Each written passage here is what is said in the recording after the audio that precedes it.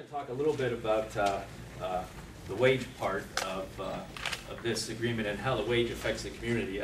Again, we're a heavy highway contractor here in Baltimore, a union contractor. We provide good wages and good benefits. Typically what we run across when it's any kind of union wage attached to a project, the administration or the owners come back and they say, well, it's going to break the bank. It's too much money. We can't afford you to pay too much to labor. But my comment to that is that we have successfully shown that a union contractor paying good wages and benefits can compete in this market because we compete and have successfully won projects. Two of the the biggest projects here in Baltimore City that we've just gotten in the last recent years was the Post T Street Bridge and the Monroe Street Viaduct. And we built both of them, and that was with union wage and labor.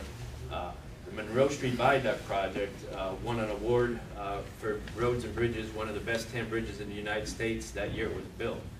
So it goes to show, and that was all competitively bid projects against with non-union competition. So it goes to show that we can do it. And on a second point with this, as far as how do you get to the middle class the fastest, how do you get a good wage the fastest, construction is the quickest way that we have now to advance people in that regard. In a union contractor, we're guaranteeing through the union good wages and benefits. What does this do for the community? Well, it attracts more people to come into this business.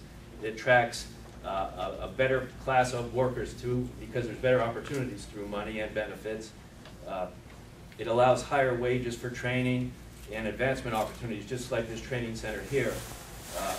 And it also increases productivity. And that's what we see as a union contractor. How can we compete against our non-union competitors? Because we got better skilled people, and it's because of the wage. We got better skilled, they're trained better, they're safer, their productivity is a lot better, so it makes us more efficient, and that lowers our cost. So it doesn't have to be about keeping the labor costs low. The problem I see, we do a lot of work in Pennsylvania also. Our main office is in Pennsylvania, and I run the Mid-Atlantic region. In Pennsylvania, unions have been proactive there, and the PLA has provided the DOT work with a higher wage. A person here in Baltimore can drive 30 minutes up to Pennsylvania, and a laborer can almost get 50% more of a wage in Pennsylvania because the PLAs were attached to jobs in the beginning. They're not anymore, but the wage still stays there. So what is that doing in our communities down here? Well, we have our young leaving the community because they can go 30 minutes and they can get a better paying job. It's not attracting the high school kids. The problem with high school, they got an option with construction wage without a union job being so low. You can take that, but what are your chances for achievement with that? So it's turning them off to that. And what does it do? Not everybody can be a banker or an accountant. So what is it doing? It's putting them on the streets, or it's having them leave the area. So it's absolutely doing no good for the community. And the third issue, I'll end up on this, and this is why this PLA is most important at this time, is right now with unemployment at historic highs, and we're getting into the recovery, there will be jobs put out through the Recovery Act.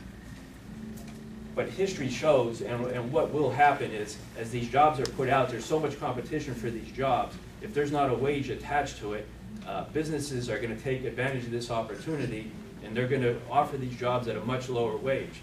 And the reason they'll do that is for profits, but also because there is so many people out of work looking for a job. If a wage isn't attached to that job, a good wage and a benefit, they're going to offer it at a lower price.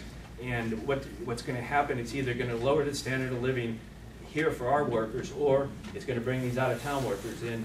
And a good example would be undocumented workers are going to take those jobs. So unless we have a PLA and a wage attached to this work coming out, it's still going to spiral downward, and it won't help us. So the goal is not to just get more jobs, but it's to get more jobs with good wages and benefits attached to it. And that will not, as our example shows, is not going to break the bank for these local governments. That's what I have to say. Thank you.